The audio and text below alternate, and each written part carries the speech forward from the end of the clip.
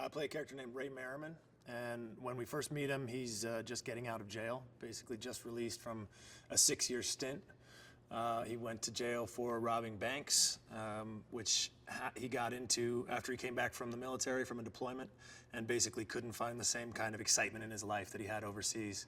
And also, couldn't find a good job, and so he ended up going into a life of crime.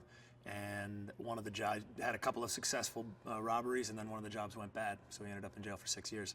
We meet him just as he's getting out, and he's reassembling his group of guys and going after a big fish.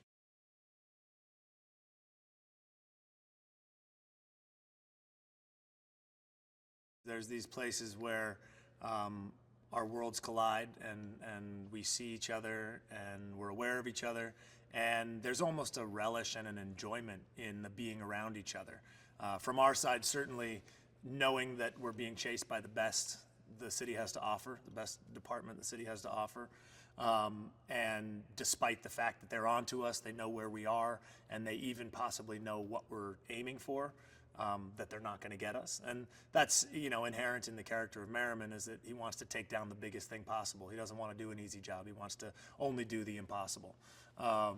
And I think there's a respect between Big Nick and Merrimen. They both, while they're chasing each other and while there's a lot of animosity and a lot of macho posturing between them, there's also a lot of respect about how they go about their job and their effectiveness as men, basically.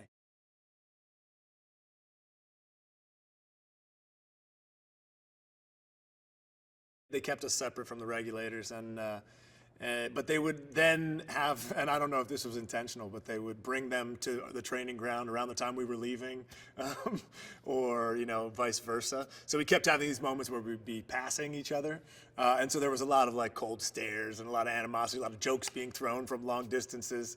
It just bred, I think it bred a sort of healthy competition, where the real crux of this movie lives between a real face-off between my character and Jerry's character and our two teams, And so I think for Jerry and I both to get to have our squads and be separate with them, and also have this kind of competition thing of who's getting the better training, who's spending more time at the range, who's whatever, I think it really did help kind of breed that competition thing in a really good way.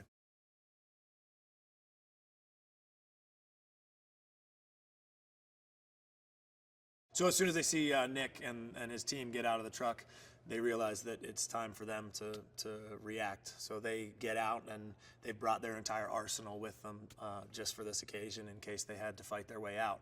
And it opens up with me shooting the SAW machine gun, which is just a massive beast of a gun, and it really just kind of lays waste to everything that's in its vicinity. And then from there, you see again the military precision as these guys do a center peel down the corridor, and it's just they move with military efficiency from car to car to car, and basically peel off away from the corridor and down the street.